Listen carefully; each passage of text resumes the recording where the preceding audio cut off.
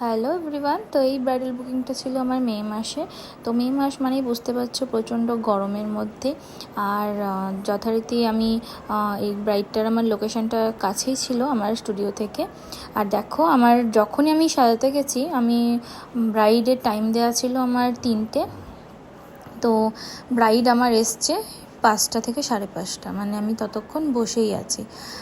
যখন থেকে আমি বসেছিলাম ততক্ষণ কিন্তু লোডশেডিং হয়নি, মানে কারেন্ট আমাদের একদম ঠিকঠাক ছিল। আমরা ফ্যানের নিচে বসে গল্প করছিলাম আর ব্রাইডের অপেক্ষা করছিলাম কখন আসবে। বাড়ির লোককে বলছিলাম একটু ব্রাইডকে তাড়াতাড়ি করতে বলো, তো বলছিল ধান ভাঙা আছে, একটু রিচুয়ালস আছে, করেই ব্রাইড চলে আসবে। সেটা আমাকে বলে যাচ্ছে প্রায় 2টো থেকে। তো আমরা গিয়েও দেখি ব্রাইড যায়নি।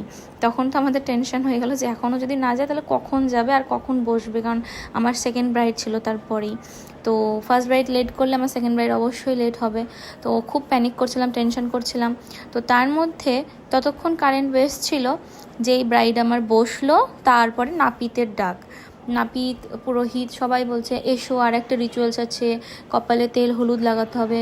আমি ভয় পাচ্ছিলাম মাথায় তেল হলুদ না ঢেলে দেয়, কারণ ওরম টাইপের রিচুয়ালস ছিল।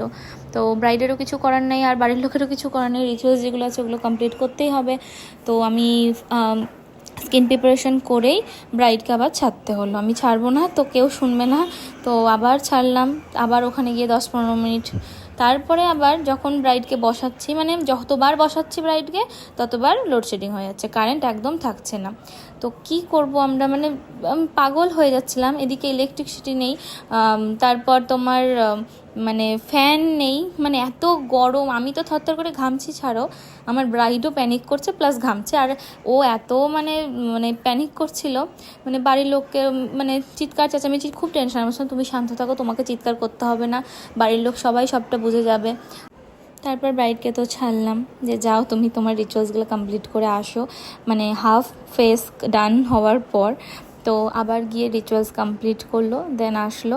তো ব্রাইড প্রচুর ঘামছে। আর দেখো এত গরমের মধ্যে কারেন্ট না থাকলে আমরা একজন হাত পাখা দিয়ে হাওয়া করছি, একজন ফোনের লাইট ধরে আছি, প্লাস একজন ক্যামেরা ধরে আছে, আমি এদিকে মেকআপ করছি, মানে সেই নাজেহাল একটা ব্যাপার। তো যাই হোক, আমরা সমস্তটাই করতে রাজি ব্রাইডের দিনটাকে স্পেশাল করার জন্য, ব্রাইডের দিনটাকে ব্রাইডকে খুশি করার জন্য সমস্তটা করাই আমাদের প্রথম প্রায়োরিটিতে আসে।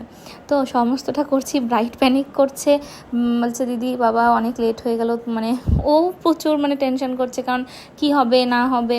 তো যাই হোক, সমস্তটা ভালোভাবেই বেরিয়ে গেছিলো। আর আমাদের ব্রাইডও মানে খুব মিষ্টি ছিল।